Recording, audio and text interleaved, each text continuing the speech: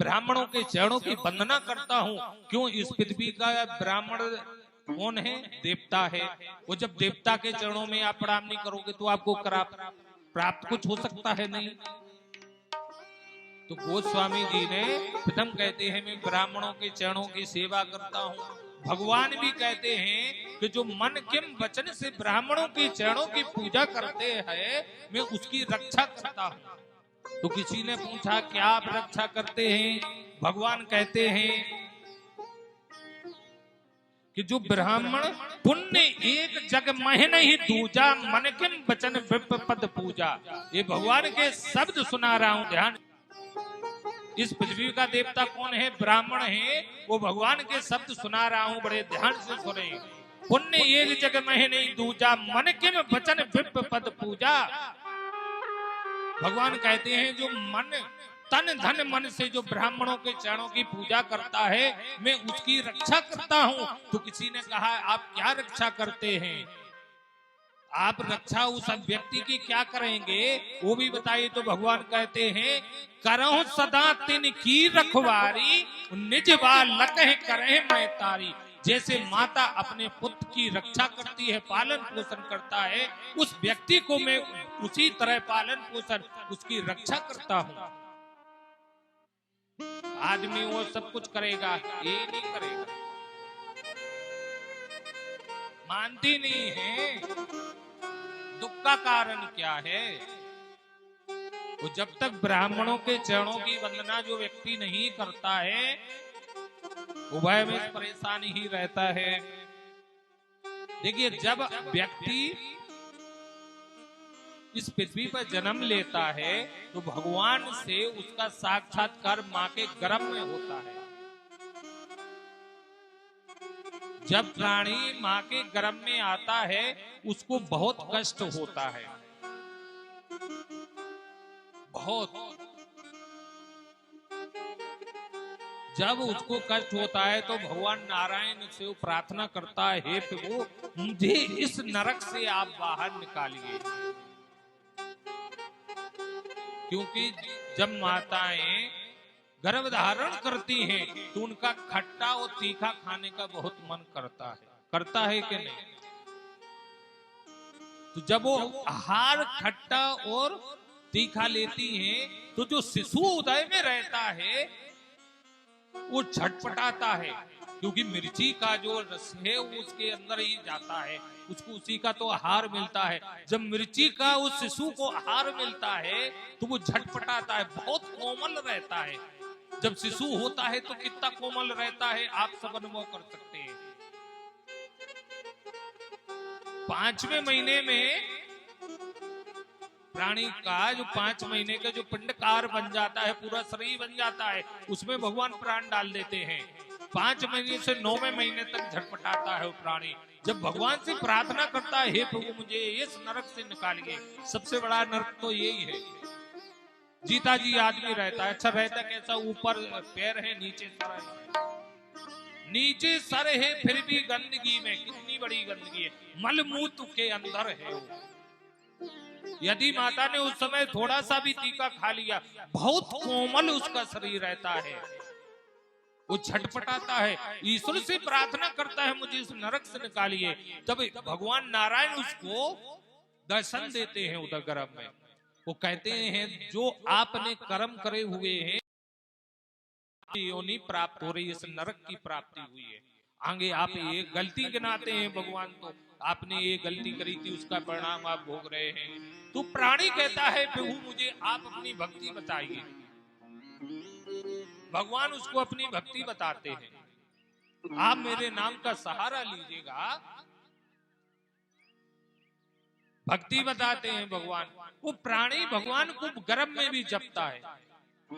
अच्छा भगवान का चमत्कार ऐसा है कि जब प्राणी शिशु यानी गर्भ से बाहर आता है तो उसको ठेला जाता है। जब ठेल करके भगवान उसको बाहर निकाल देते हैं तो माँ का भी दूसरा जन्म होता है, उस समय के नहीं होता है। माँ का भी उस समय दूसरा जन्म होता है, उसको बहुत कष्ट होता है। वो शिशु को भी बहुत कष्ट होता है। वो जैसे वो बाहर निकलता है, वो भगवान की माया ऐसी होती है कि तूने बेटा मुझे वचन दिया था कि मैं आपका ही भजन करूंगा, आप मुझे मनुष्य योनि में जन्म दे रहे हैं तो मैं आपका ही भजन करूंगा। लेकिन और सब करेगा भगवान का, व्यक्ति भजन करना ही भूल जाता है। शिशु जैसे बाहर आता है वो रोता है, कहाँ काय काय काय करके रोता है ना, तो वो शिशु कहता है मैं कहाँ आ गया हूँ, कहाँ आ गया हूँ, सब कुछ भूल जाता है। बचपन निकाल देता है खेलने में, जवानी कमाने में, बुढ़ापा रोने में। भगवान का भजन तो करते नहीं है। भगवान से सभी बाधा करके आए कि मैं आपका भजन करूंगा। इसलिए संत ब्राह्मणों के पास जाएं, ब्राह्मणों का आदर करें। गोस्वामी तुलसीदास जी ने लिखा है कि पुण्य एक जग में ही नहीं दूजा, मन कम वचन पद पूजा। यानी संत ब्राह्मणों के चरणों की पूजा करना ही चाहिए। वो संत तो बड़े परमार्थी हैं, ब्राह्मण बड़े परमार्थी हैं।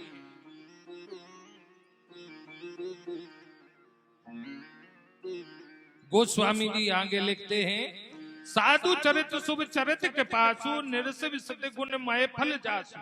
यानी मैं संतों के चरणों की प्रार्थना करता हूँ, प्रणाम करता हूँ, वे रक्षा करें। क्यों? मैं रामचरितमानस लिखने जा रहा हूँ। संत भी बड़े परमार्थी होते हैं। संत कैसे होते हैं? जैसे कपास का फूल रहता है ना, उसमें ना सुगंध होती है ना गंध होती है। अच्छा, गुलाब का फूल दिखने में कितना अच्छा होता है, तो उसमें रंग भी है, वो सुगंध भी है। वो संतों का चरित्र कैसा होता है? कपास के फूल जैसा होता है। आपको सफेद दिखेगा, वो ना उसमें खुशबू है, वो ना कोई गंध है, दुर्गंध। इसलिए संतों का एक ही चौपाई में गोस्वामी जी ने सभी की वंदना की। सिया राम मैं सब जग जानी, करहु पिनाम जोग जुग पानी। किसी ने बोला आप सब भूत प्रीत सबों की वंदना कर रहे, तो गोस्वामी जी कहते हैं चींटी मकोटों से लेकर के कीड़े मकोड़े, चींटी, इंसान, सभी में मुझे राम दिखाई देते हैं। इसलिए मैं सभी के चरणों में प्रणाम करता हूँ। वो आप सभी के अंदर मुझे राम दिखाई दे रहे हैं, तो मैं भी आप सबको प्रणाम करता हूँ।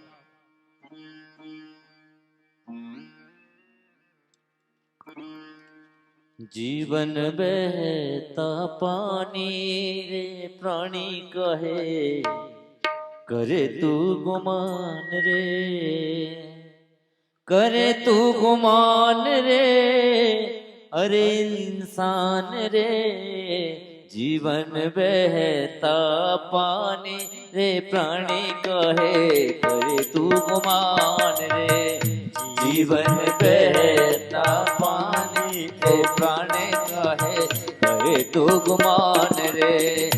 जीवन बहता पानी रे प्राणी कहे, करे तू गुमान रे। जीवन बहता पानी रे प्राणी कहे, करे तू गुमान रे। जीवन बहता पानी रे प्राणी कहे, करे तू गुमान।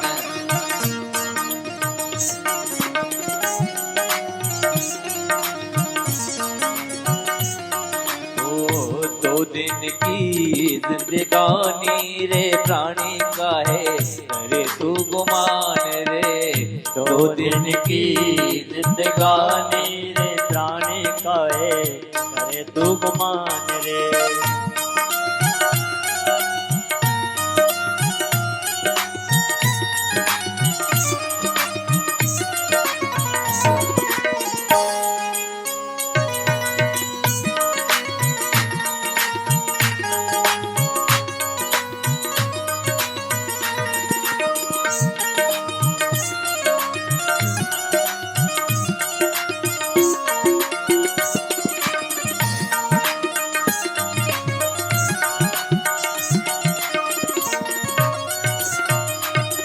धन और दौलत बड़ा ही कमाया, धन और दौलत बड़ा ही कमाया।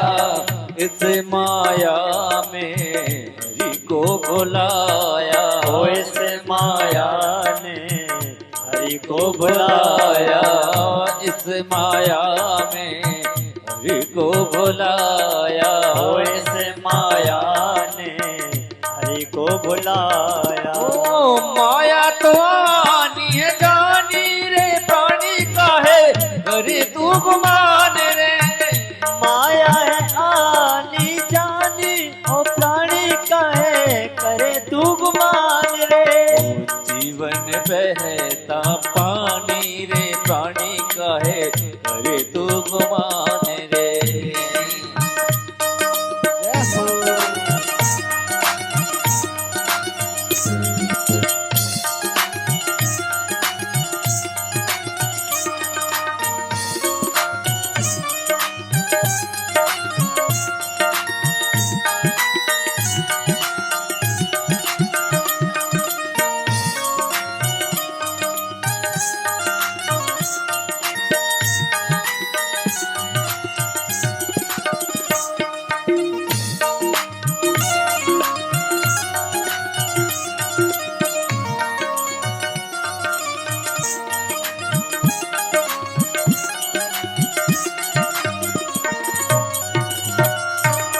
काया पे काहे मान करे है, काया पे काहे मान करे है, इस पे तू क्यों भी मान करे है।